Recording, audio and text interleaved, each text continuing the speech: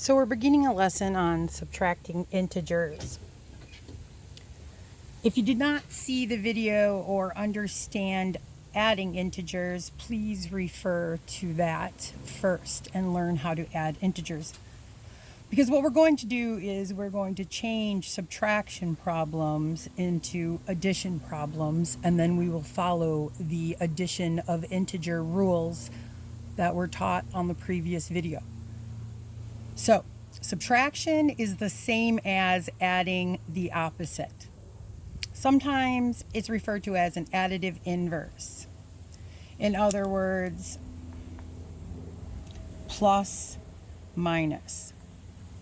They're opposites, therefore they are additive inverses, and they cancel each other out. But when we are changing subtracting into addition, as you can see, these are done, but I will show you the originals and go through the steps again. So we change all of our subtraction problems, subtraction, into adding the opposite, therefore turning them into addition problems. And again, as said before, referred to as adding integers, you will follow those rules. So, the original problem being 8 minus 5, as you can see, when we add the opposite, it changes the subtraction to addition, and our positive 5 becomes a negative 5. So, it's done as follows.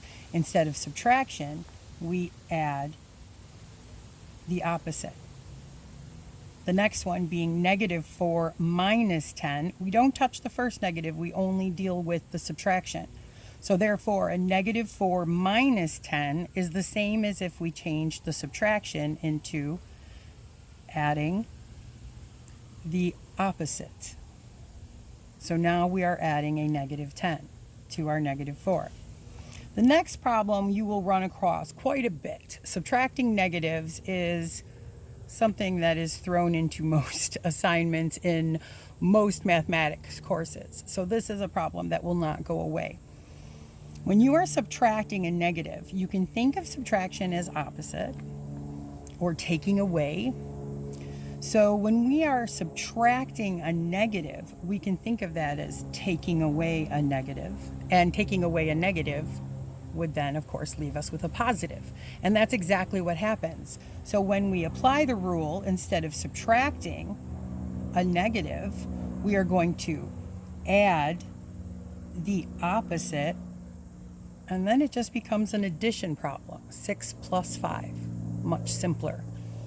The next one, we have a negative subtracting another negative. Again, we do not touch the first negative, but since we have a subtraction, we will then change our subtraction of a negative into adding the opposite. So now we have a negative 11 plus a positive 7.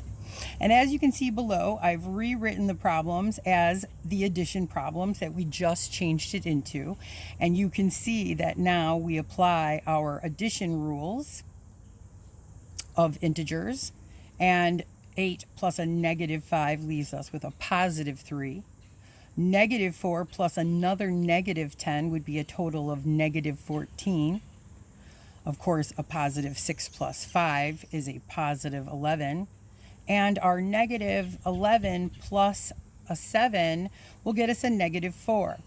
And again, refer back to addition of integer rules if this confuses you.